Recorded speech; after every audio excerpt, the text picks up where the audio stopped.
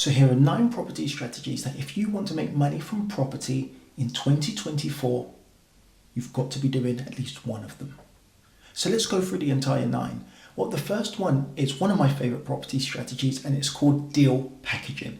And essentially deal packaging is exactly what the name says. You find a deal, you package it, and you sell it on to an investor who's willing to pay you anything from £1,000 to £5,000 for finding and securing that deal.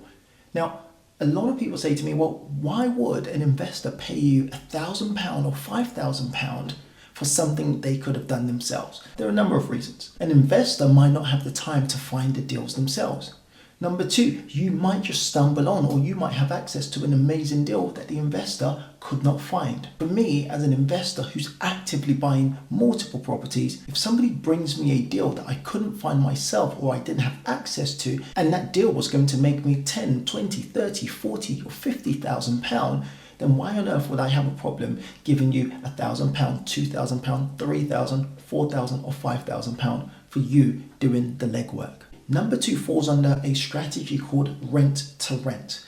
Now, rent to rent simply means you rent somebody's property with their permission. You carry out either strategy 2, strategy 3 or strategy 4, which I'm about to tell you about. So rent to rent Airbnb is the foundational strategy out of all the rent to rent businesses. So rent to rent serviced accommodation simply means you approach a landlord, you gain permission from the landlord to be able to turn their property into a small boutique hotel or into a short let property. Now, you can get started depending where you are across the country by paying 1 month rent, 1 month's deposit and a few thousands of pounds to furnish the property. And that property strategy can make you anything from £500 to £1,000 per month if done correctly. The third strategy that's making people money is rent to rent HMO. And a rent to rent HMO is still the same. Hey, Mr. Landlord, hey, Mrs. Landlord, I would like to rent your property from you and I would like to gain permission to turn your property into a house share, which is HMO, which stands for Houses of Multiple Occupation. Number 4 is an old school property strategy, but it's now doing the rounds and you're probably going to hear more about it, and it's called rent to rent social housing. So you rent a property from a landlord, you gain their permission and you turn their house into a social house, which means you might rent the property out to the local council, you might rent it out to local organizations that house maybe homeless people or people who've just come out of prison, effectively providing social housing, the job that the government should be doing. So that's the 3 rent to rent strategies. So effectively, number 1, which is deal packaging, rent to rent service accommodation, rent to rent HMO, and rent to rent social housing are what we call property businesses. Now, the next few that I'm going to tell you about is when you actually become a property investor. I still believe that if you invest your cash into a rent to rent business, you're still an investor, but by the simple definition, we start talking about investing when there's some level of ownership. The next one is going to be buy to let. Now, a buy to let is the most common property strategy in the UK, with over 2.74 million landlords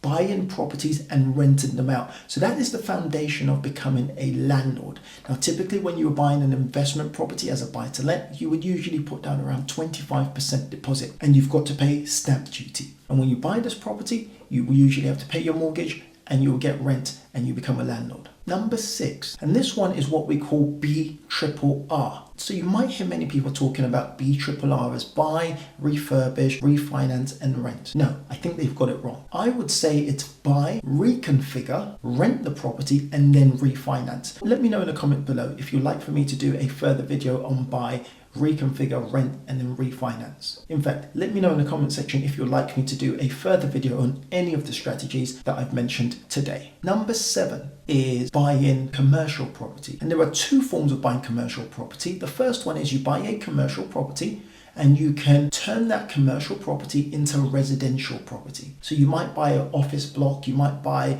an abandoned garage. You buy a commercial property and you gain planning permission, unless it falls under permitted development, to turn that property into residential. So people can either buy it from you or they can rent it. The second form of commercial investing is where you buy a commercial property and you rent it out to a supermarket, a corner shop, a coffee shop. That's another form of commercial investing. Hey guys, if you're getting any value from this video, please make sure you like, comment and subscribe so I know what sorts of videos you enjoy so I can make more of it for you. Then the next one you want to consider might be land development. This is where you buy a plot of land and you develop a structure. For example, I've just bought a plot of land where I'm building a 2-bed house from the ground up. Now, of course, these strategies are absolutely incredible, but you've also got to take into consideration there are risks associated with everything and also risk associated in property.